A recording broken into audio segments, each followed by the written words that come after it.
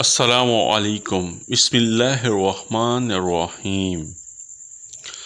حضرت ابو ہریرہ رضی اللہ تعالی عنہ سے روایت ہے کہ رسول اللہ صلی اللہ علیہ وآلہ وسلم نے فرمایا، بہت سے روزہ رکھنے والے ایسے ہیں، رات میں قیام کرنے والے ایسے ہیں کہ ان کو اپنے قیام سے جاگنے کے سوا کچھ بھی حاصل نہیں ہوگا۔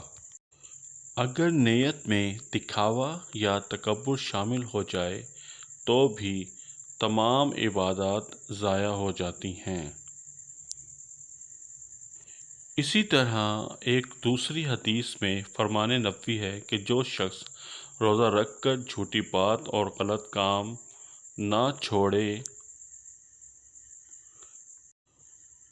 تو اللہ کو کچھ حاجت نہیں کہ وہ گناہوں کو چھوڑے بغیر محض کھانا پینا چھوڑ دے۔